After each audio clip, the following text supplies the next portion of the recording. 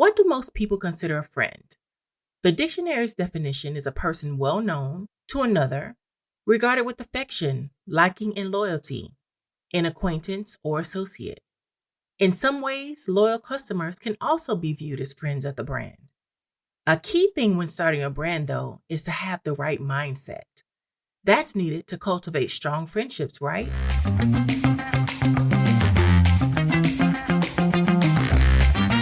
I'm Peachy Williams, the brand voice builder. As a copywriter and business owner, I understand that building a brand doesn't happen overnight. It's all about positioning yourself to learn, build, brand, and grow.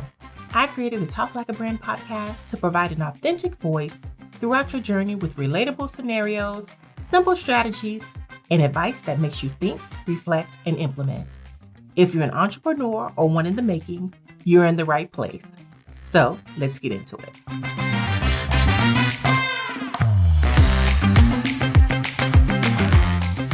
One of the reasons I talk about doing a personal SWOT so much is because if you aren't starting the brand for the right reasons, or you don't have the capacity to weather storms or cultivate connections, you're setting yourself up for failure. Here are a few things to keep in mind. You should have a clear purpose beyond just making money. The brand's purpose should be something that inspires both the founder, which is you, and your target audience. It's also important to have a purpose that goes beyond profit, because this helps guide your brand's decisions and actions you make now and in the future. You also need to be open to feedback. Starting a brand can be challenging and humbling. It's important to be open to feedback and willing to learn from mistakes. That means being receptive to criticism and also using that criticism as an opportunity to improve. When you're building a brand, you have to be resilient, and you need to have a resilient mindset, because starting a brand is a marathon, definitely not a sprint. There are going to be setbacks and challenges along the way, and it's important to make sure that you're resilient enough to keep going. You have to want to be able to bounce back from failures. You have to want to adapt to changing circumstances, and you have to want to stay focused on your long-term goals. Now, when you're building a brand, and you're working on your mindset, you have to think about your customers and think like your customers. That's being consumer-centric. Your brand is nothing without your customers. It'll be a hobby, right? But it's important to have a consumer-centric mindset where your focus is providing value to your target audience. That means understanding your customers' needs, their preferences, their pain points, the problems that you solve, and designing the products and services that meet those needs. And you must stay curious. The right mindset is curious because everything evolves every single day. The world is consistently changing, and you have to be open-minded. That means having a little bit of curiosity. That also means be willing to try new things, experiment with different approaches, and embrace the innovation, because we are digital first. We are in a technical and transformational part of technology. Our world is changing. What we once knew is no longer, and every single day things continuously change. You have to stay up to date with trends, with technology, and of course, the best practices in your industry. So having the right mindset when starting your brand is one that is purpose-driven, consumer-centric, resilient, open to feedback, and curious. But when you have this mindset, you can set yourselves up for success and build the brands that resonate with your target audience. Once you get started on your brand, one of the best things you can do is to start thinking and treating your brand as someone close to you, like a friend. And here's why. We've all heard the saying, treat others the way you want to be treated, but have you ever considered applying that to your brand? It can definitely be more beneficial than you think. When you treat your brand like a friend, you're giving it personality, you're giving it character and values that align with your own. That means your brand is becoming more than just a logo or a name, but a representation of who you are and what you stand for. And just like you would treat a friend with care, respect, and loyalty, you should also do the same for your brand. By now, you're probably wondering, how does treating your brand like a friend impact my branding efforts? And that's a really good question. For one, it makes your brand more relatable and approachable. People are more likely to connect with a brand that has a personality they can relate to, and it aligns with their own values. It also helps with brand loyalty as more people go with brands that they feel a personal connection to. Remember that know, like, and trust factor. It's definitely real. An example of a brand that does this well is Innocent Drinks. They sell smoothies, but they've built their brand around the idea of being friendly, quirky, and approachable. They use a conversational tone in their marketing, and they even have a banana phone on their website where you can leave them a message.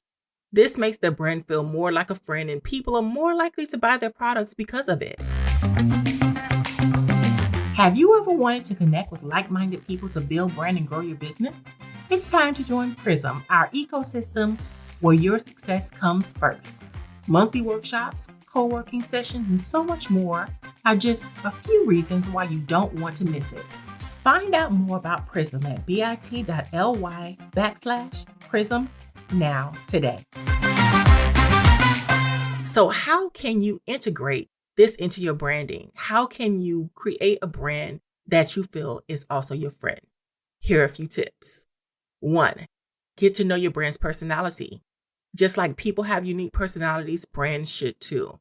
What kind of character do you want your brand to have? What are the values of that brand and character, and what values do you want it to embody? What tone of voice does your brand use? Does it have a sense of humor? These things help humanize the brand and make it more relatable to your audience.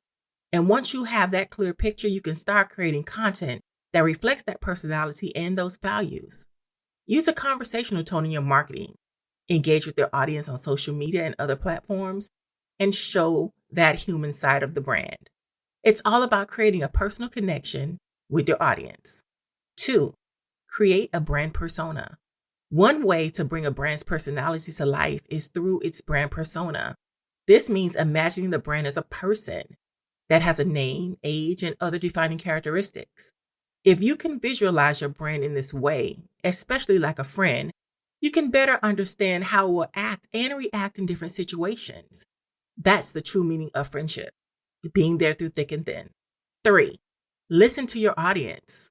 Good friends listen to each other, and the same is true of brands and their audiences. When brands listen and they take heed with feedback, comments, and concerns, they can use that information to shape their brand's messaging and actions. Don't you want to be in that position?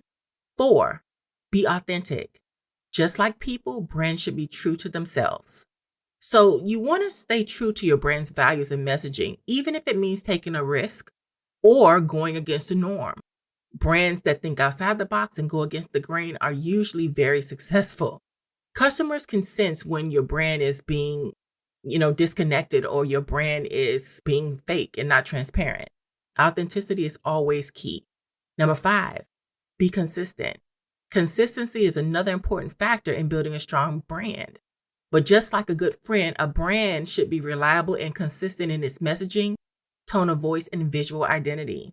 This helps build trust with your audience, and it helps establish the brand as a go-to source for information or products and services.